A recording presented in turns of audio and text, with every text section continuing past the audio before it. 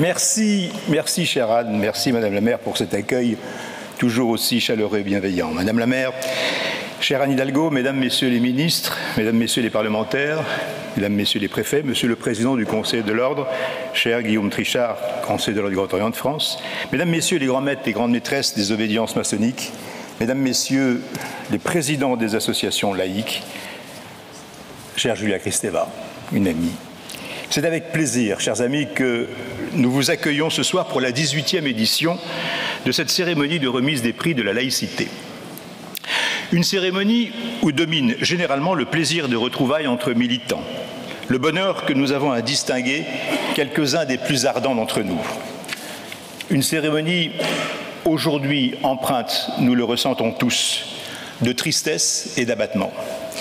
Le 7 octobre dernier, Madame la maire en a parlé, nous parvenait la nouvelle de ce pogrom. Et le 13, presque 3 ans, jour pour jour, après la décapitation de Samuel Paty, un professeur était à nouveau mis à mort devant son lycée à Arras. Le nom de Dominique Bernard est ainsi venu s'ajouter à la liste trop longue des victimes de l'islamisme. Cette tristesse, cette révolte sont toujours présentes. Il est de notre devoir, pour autant, de ne pas nous laisser nous envahir par l'horreur et de conserver toute notre lucidité et notre raison pour nous y opposer. Mais quand même, il a fallu environ une vingtaine d'années pour que l'on ouvre les yeux sur ce que fut l'extermination des Juifs d'Europe.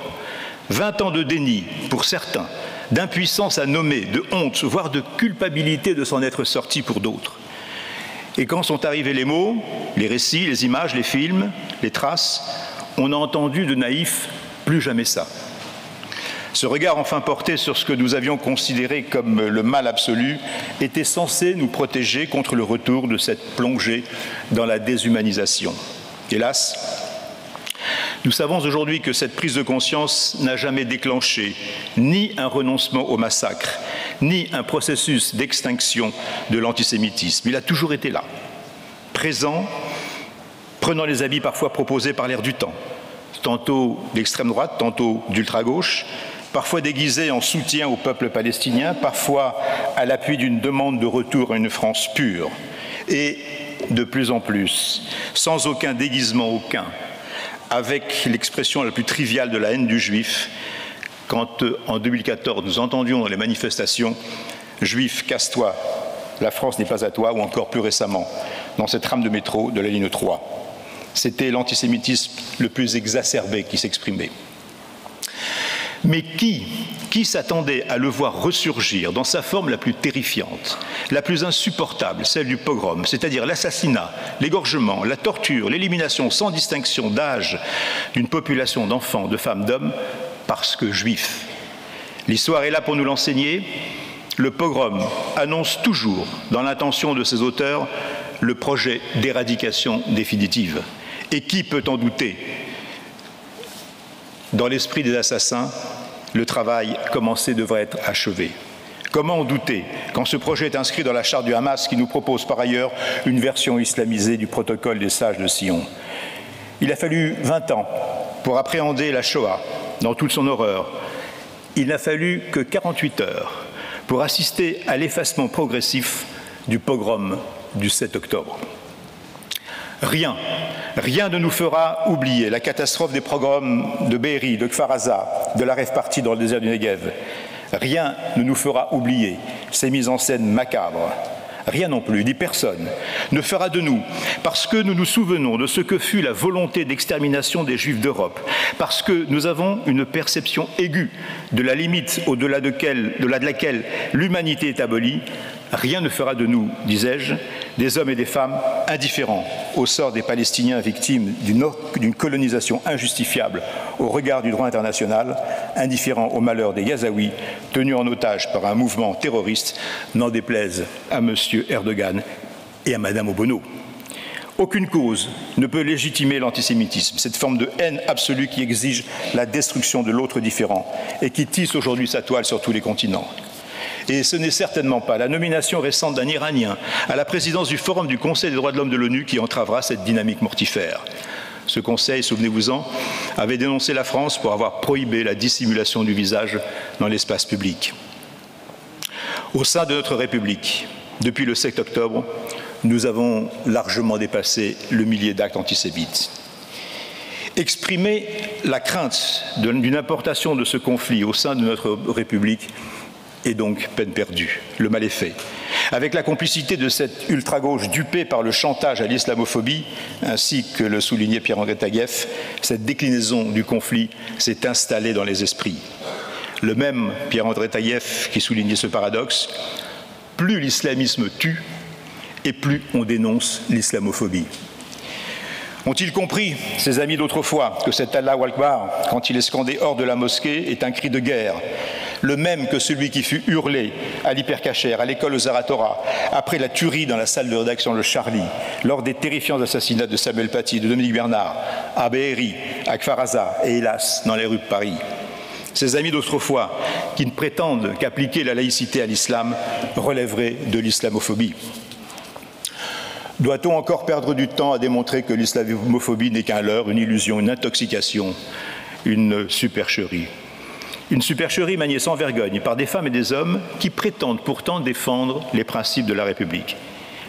Qu'y a-t-il de républicain dans le comportement d'une députée de gauche qui va emprunter dans la presse anglo-saxonne, par ailleurs bien connue pour son admiration du modèle républicain français, les arguments de sa démonstration d'une République française islamophobe?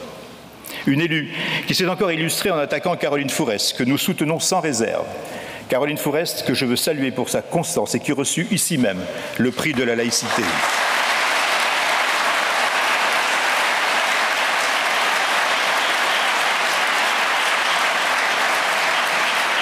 Caroline, qui a simplement expliqué que le souci d'un traitement médiatique équitable de ce conflit ne devait pas nous rendre amnésiques à ce que l'humanité a produit de plus horrible et qui a fait un retour sidérant lors de cette tragique journée du 7 octobre. Oui, la mort d'un enfant en temps de guerre est toujours une tragédie, mais se retrancher derrière cette évidence pour ne pas reconnaître le caractère inhumain de l'égorgement, la décapitation d'un enfant parce que juif frise le négationnisme.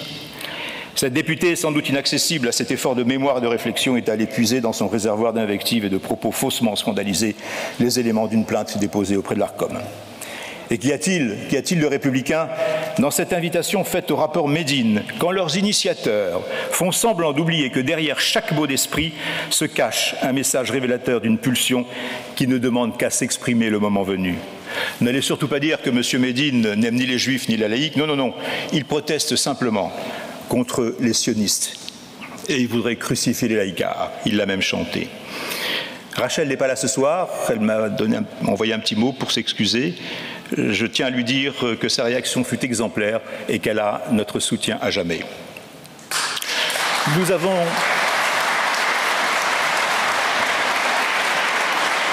Nous avons eu le droit, nous aussi, de la part de ces donneurs de leçons, la France Insoumise, le nouveau parti anticapitaliste, à notre flot d'injures. Nous étions islamophobes, fascistes et j'en passe. Ils ne sont jamais à court de qualificatifs pour dénoncer ceux qui ne pensent pas comme eux. Et nous ne cesserons pas, nous, de dénoncer cette tartufferie qui consiste à se dire solidaire de Mahsa Amini et adversaire déclaré de la loi de 2004, notamment en réaction à l'interdiction des abayas décidée par le ministre de l'Éducation nationale. Face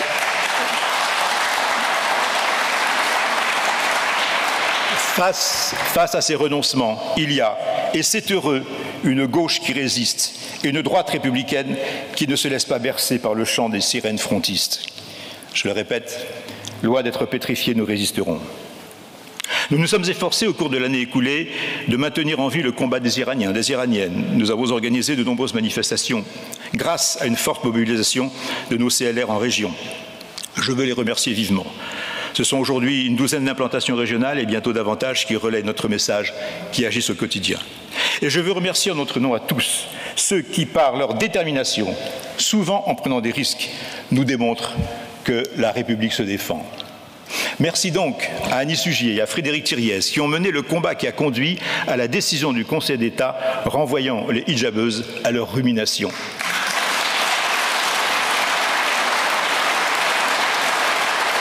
Merci à Madame la ministre des Sports, Amélie Oudéa-Castéra, pour avoir, dans la logique de cet arrêt, rappelé la position intransigeante de notre République.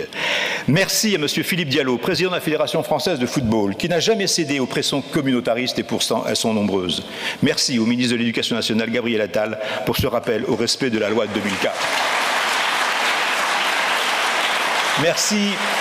Merci à Marie-Laure Brossier, qui, accompagnée de Frédéric Thiriez, a obtenu devant la justice que soit rappelé à une municipalité de gauche qu'un prêt sans intérêt accordé à une association cultuelle équivaut au financement d'un culte prohibé par la loi de séparation. Il l'avait oublié. Voilà, merci au Conseil des...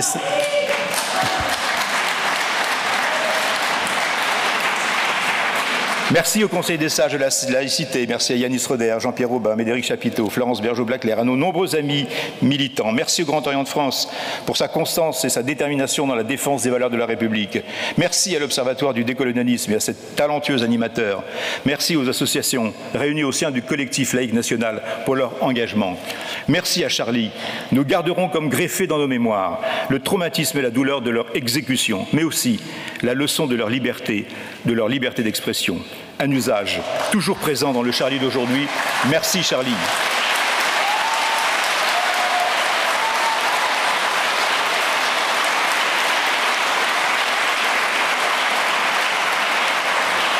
Merci à nos alliés que sont Franc-Tireur, Marianne. Merci à Sophia Aram, Anne Rosincher, Richard Malka, Rachel Kahn, Abdou Chalmani. Merci à nos lauréats de ce soir et bravo. Abnous est la présidente du jury de cette édition 2023. Son engagement est sans faille. Je veux la remercier pour sa disponibilité, son enthousiasme, sa rigueur. Abnous est une éditorialiste de talent, mais surtout une amoureuse du siècle des Lumières, de la littérature française, une femme qui sait de quoi elle parle. Elle a dirigé les travaux du jury. Diriger est le mot qui convient. Il ne me reste plus qu'à lui céder la parole et à faire de cette soirée une soirée d'espoir et de résistance. Merci.